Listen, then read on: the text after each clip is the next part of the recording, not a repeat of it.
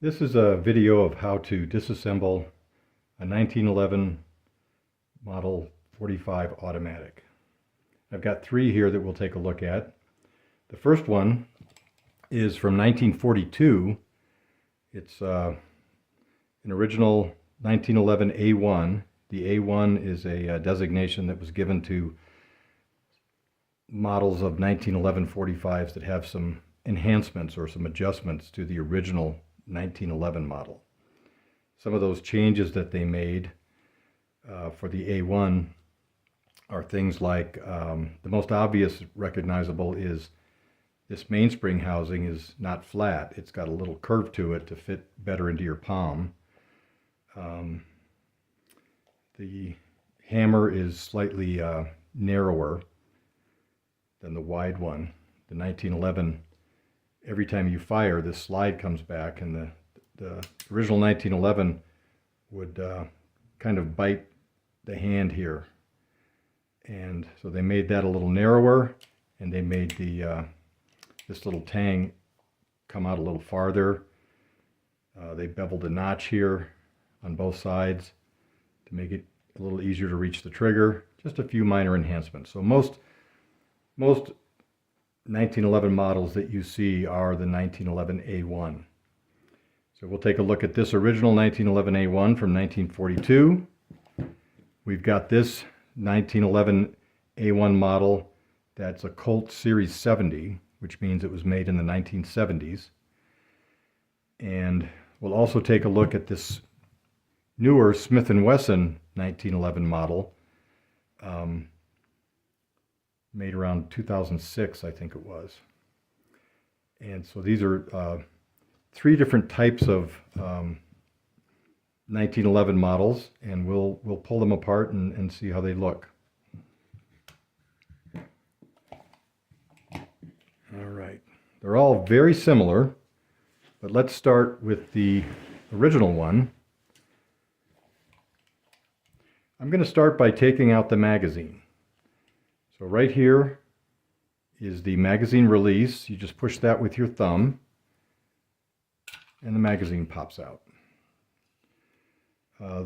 Magazines for a 1911 hold 7 rounds typically, although there are some aftermarket magazines that hold 8 rounds because they have a better spring technology. The magazine is actually very important to the 1911. A lot of the malfunctions or problems with the 1911 can stem from the magazine. And one thing you have to be careful of is that they don't crack. You'll see some 1911 magazines that right here can have a crack on one side or both.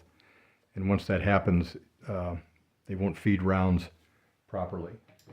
But it's fairly easy to load. You just push the round in like that. And put 6 more if you like, and put it in the magazine. Put it in the magazine well, lock it in. You have to be very careful not to do what I just did.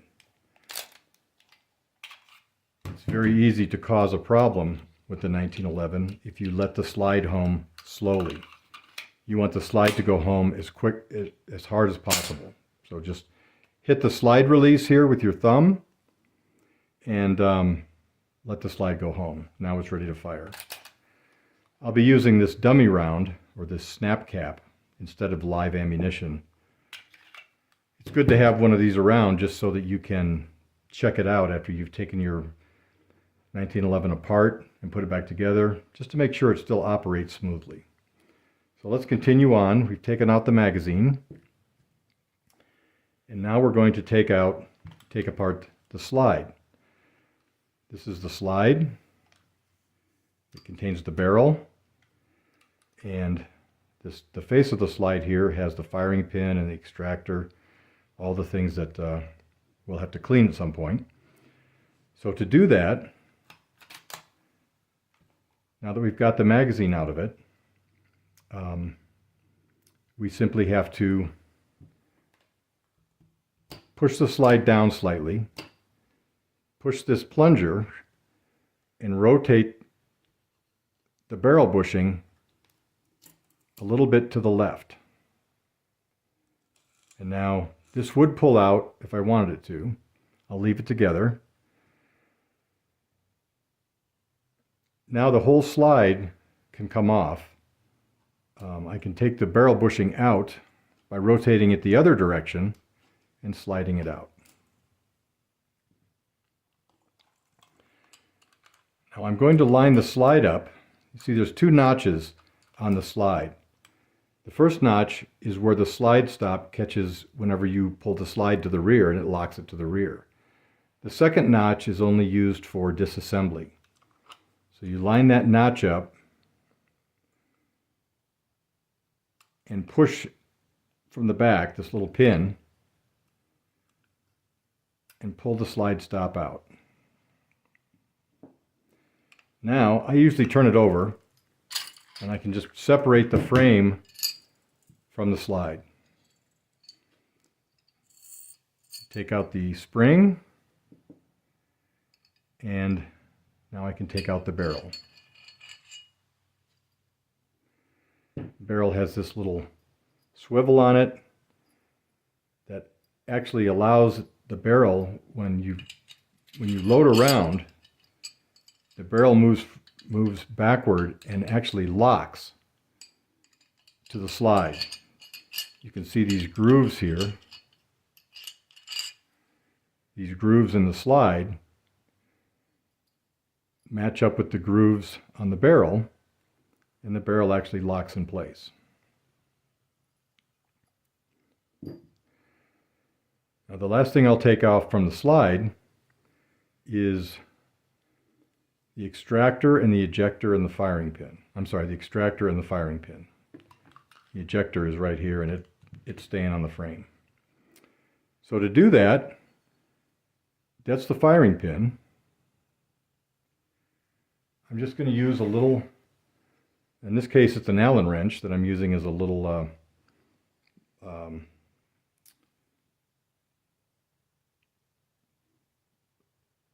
little pin just to push this down. So I push in the firing pin and then I slide this down slightly. And now I can push it down a little farther, making sure that the firing pin doesn't come shooting out of there. There's the firing pin. And then I can push on the extractor just slightly, and it will start to come out. Let me use my little punch here. And the extractor falls out. The extractor is what grabs the rim of the cartridge after you've fired and pulls it out of the chamber. It pulls it out of the chamber until it hits this and ejects it out through this hole here. So now this is completely taken apart and ready to, if I want to clean it, which I definitely will do at some point. Now the rest of the frame, I've left all the parts on, because normally when I clean a firearm after shooting it, I don't worry about cleaning all this. I typically only clean that out maybe once a year, because these parts are, they're kind of tricky to get out, and they're even trickier to get back in, so I don't take them apart unless I absolutely have to. So that is the original 1911 from 1942. And we'll leave it in this state. Now let's take a look at the Colt Series 70 1911A1, and we'll do the same procedure. We'll take out the magazine.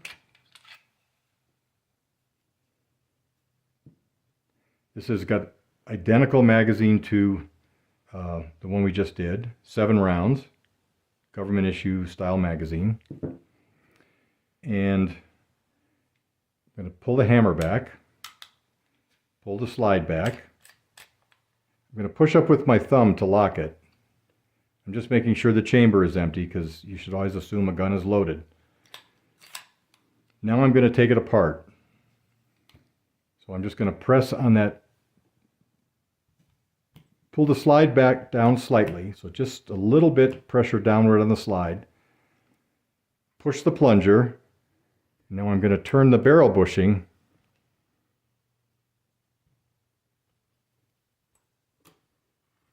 so the plunger comes out.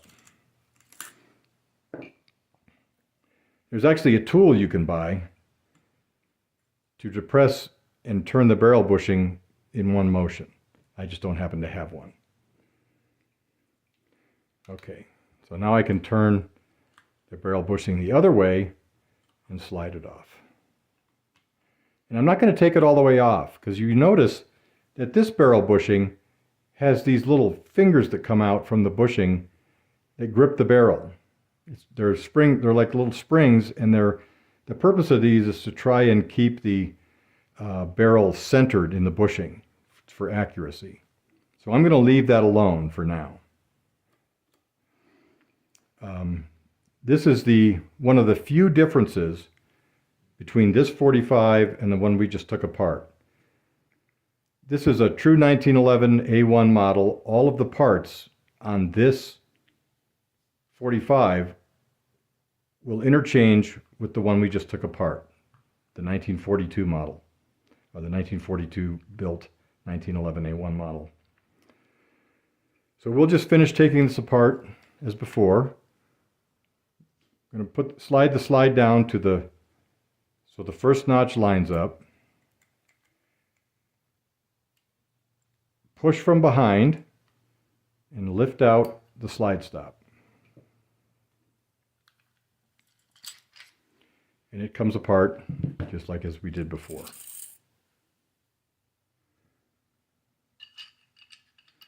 And now I'm going to take the barrel out with the bushing still intact.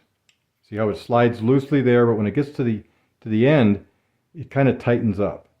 And I think the theory is that you should never pull this off of the end of the barrel. Maybe right, maybe wrong, I don't know. I just do it that way. Okay, and now here's the slide almost completely taken apart. The only thing else we'd have to take apart to clean this pistol is push my little punch in there, which is really an Allen wrench, but I don't have a lot of specialty tools. I use whatever I can find. Slide it down so the firing pin is now pressed on the inside of that. And now I'll slide it down the rest of the way. And be careful not to let the firing pin go flying.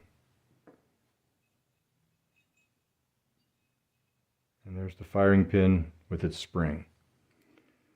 The 45 has what's called an inertial firing pin.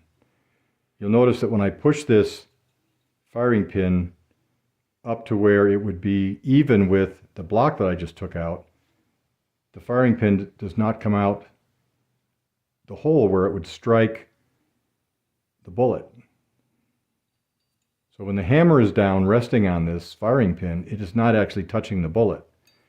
It shoots by inertia, so when it hits this flies forward, hits the bullet, and then goes back to its normal state. It's a safety thing. So when the hammer's down, you can drop it, whatever, and it should not go off because of the inertial firing pin. All right, so now the frame is completely taken apart, so I can clean those components. Now, since I do occasionally want to take these components apart for cleaning, I'm going to go ahead and take those components apart on this 45. So the first thing I'm going to do is remove the screws for the grips. I don't have to take the grips off, but occasionally it's a good idea to take the grips off just to make sure that you've cleaned under there and there's no rust starting or anything. So I'll take that grip off, take this grip off. And there's a lot of specialty tools that you can get for 45s or firearms in general. I don't have any. I just tend to use what I have, because I found that if I start to rely on a specialty tool, then I don't have it and I don't know what to do. Okay, so I've got the grips off, and now we'll take some of this stuff apart. So the first thing that I'm going to take apart is this safety. So on a 45, let me demonstrate with the Smith & Wesson 45, they have a safety. So the hammer's back and it's ready to fire, and I can put that safety on, and when that safety is on, it won't fire. The other safety that happens to be on a 45 is what's called the grip safety. This thing here, I'm pushing with my thumb, when nothing is pushing on that, it won't fire. You have to grip it, and your grip pushes that down, and then that enables it to fire. So you have the thumb safety that you can put on specifically. If that's not on, you also have the grip safety. So I'm going to take the thumb safety off first, cock the hammer back, and now I'm just going to kind of wiggle it.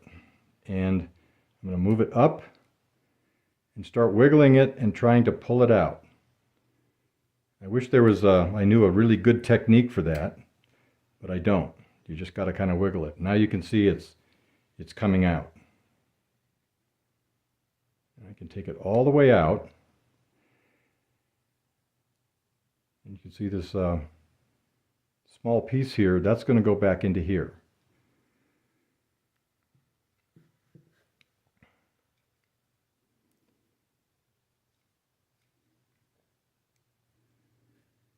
Now to continue on with removing these parts, I need to take out the mainspring housing. So I need to push this pin out, and I'm going to try to use my little punch here that's an Allen wrench.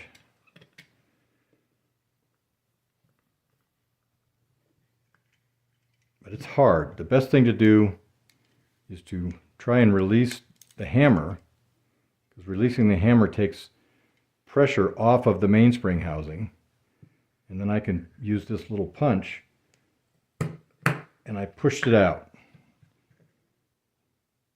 You see, it's got a little dimple in the middle,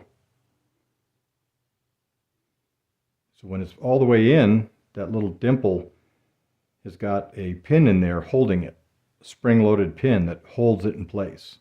That's why it's so hard to get out. So now I'm just going to pull this out. And now I'm going to start taking this apart. And this is where you've got to be very careful, because these parts sometimes are very hard to get back together. So I'm going to slide out the mainspring housing.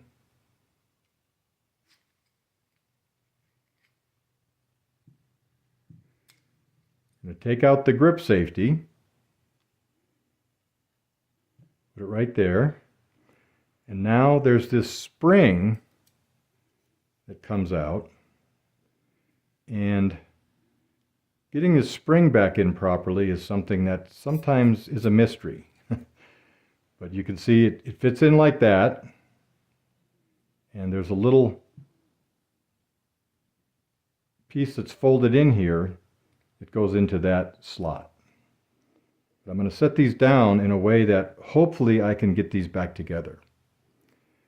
Now the next thing I'm going to take out is the hammer. The hammer has a small pin on this side, and this pin should push in fairly easily, and when you do, it starts to rise out here. So once I take that pin out, the hammer comes right out.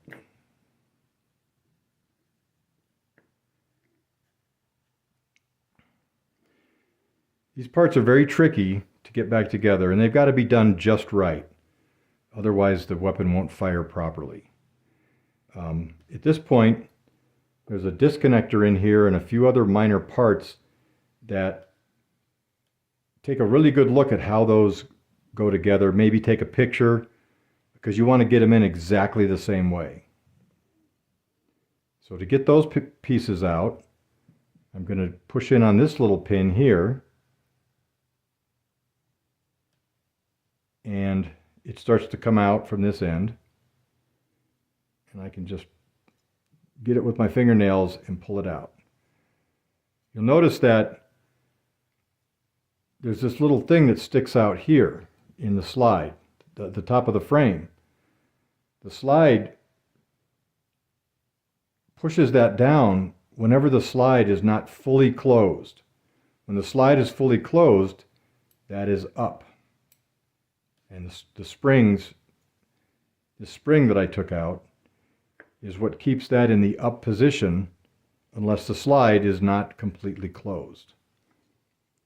That's another safety feature. It won't fire if the slide is not completely closed. You might see in movies where somebody pulls a .45 out and they pull it on somebody, and the person they pulled it on just pushes the slide a little bit with their hand. It won't fire. So that actually does work. Don't know if I'd rely on it, but it does work. Okay, so I'm going to push this pin out, and now I'm going to take these things out. Once the pin is out, I'm going to take them out very carefully. I'm going to try to take them out as a unit.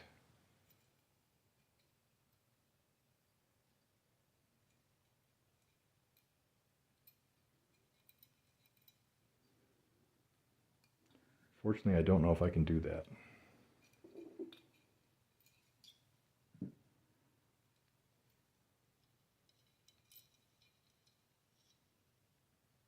Well, not really. But that's how they were in there. These two parts, just like that.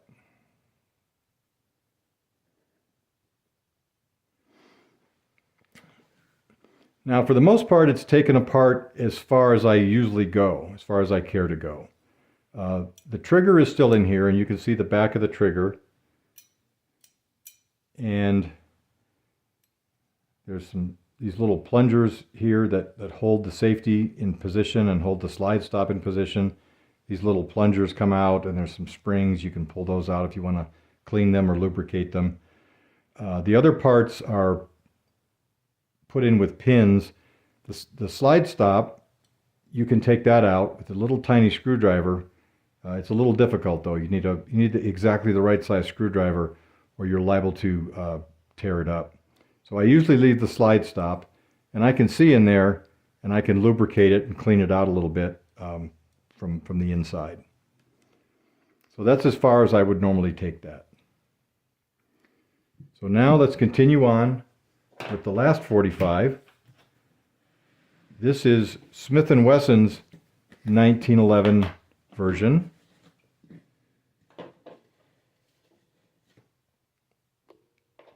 Slide some of these parts just a little bit out of the way. Okay, so now we'll start with this one. Now we'll take out the magazine. You notice the magazine's a little different here. It's got a little rubber thing on the bottom for like a cushion if you want to fire it two-handed. It also has numbering that shows rounds 2 through 7, and there's an extra hole. This magazine will actually hold 8 rounds. And there's actually an 8 on this side.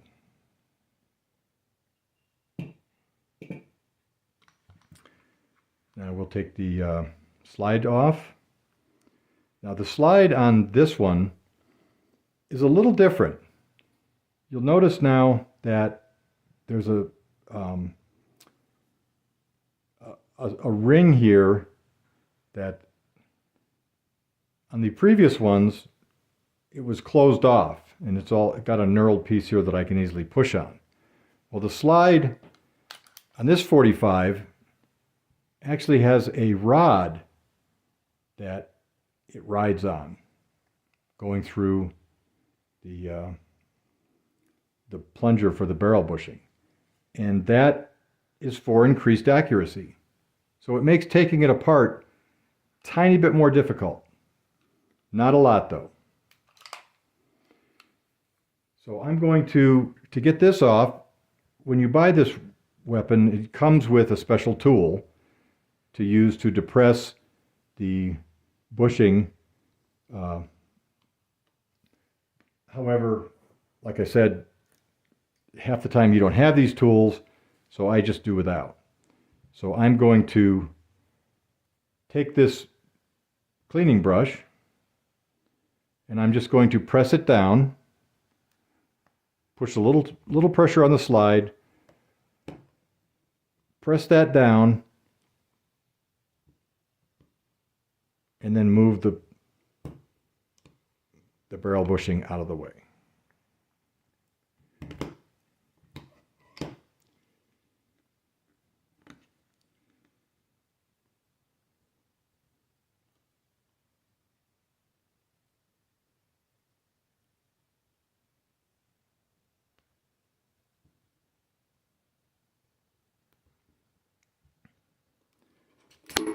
Whoops.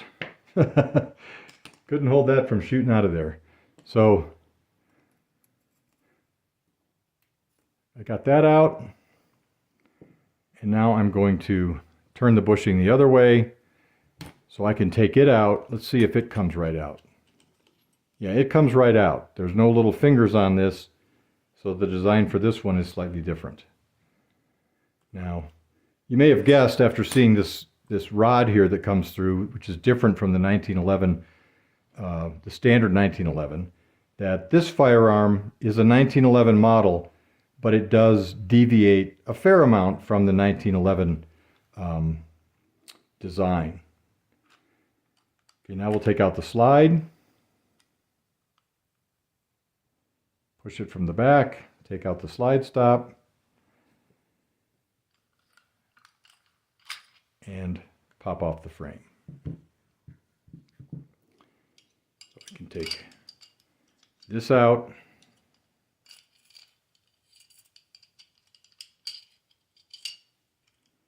Take the spring off of it. Slide out that rod. And now, when I take out the barrel on this one, I have to slide that little swivel to the back rather than the front, because it only goes so far and then stops. So I'll slide it backwards. Take out the barrel. You have to get it off the locking lugs.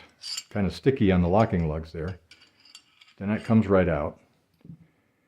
And now the last thing I have to do is to take off the firing pin. You'll notice the difference between this slide. This slide has the extractor doesn't come out with the firing pin. The extractor is held in with this pin that's pushed in that I don't know if I would even want to try to take out. That pin may have been pushed in with some sort of machine. So I would probably leave the extractor alone. So when I clean this pistol, to clean between, here's the extractor off of, oops, that's a firing pin. Where did the extractor go? Here's the extractor off the other 1911 that goes all the way through to the back that comes out when you take out the firing pin. But the extractor on this Smith & Wesson 1911 does not. So I'll have to clean it in place. But I will take out the firing pin. So I'll take my little impromptu punch, push in the firing pin, and look at that. It doesn't go. It won't go forward. That's because there's another safety feature on this pistol that if you look at the slide, you see this little plunger here. I can push that down. That little plunger is down when the slide is closed. So the firing pin will not move unless that plunger is down. So I'm going to push that plunger down with my thumb, and then I'm going to try and push in the firing pin and get it to the same position. So now I've got that little block slid down slightly, and I can slide it the rest of the way down, but I'm still not sure that the firing pin, see, the firing pin still will not come out. I have to push in this little pin again to get the firing pin to come out. So the firing pin on this one looks a little different than the other 1911s. See that little indentation right there is where the firing pin is held in unless that little post is pushed in, indicating that the slide's home. So there's another part that makes the parts between this firearm, and I think I even have to push that in to get the spring out. This firearm, or this version of the 1911, is not entirely compatible with an original 1911. Just a few minor differences, apparently for either for accuracy or for safety. Okay, so now this one is pretty well taken apart, and I'm going to leave it. I'm not going to take this completely apart because I've got the Series 71 apart. And that wraps up taking these 1911s apart. And in the next video, we'll take a look at getting them all cleaned up.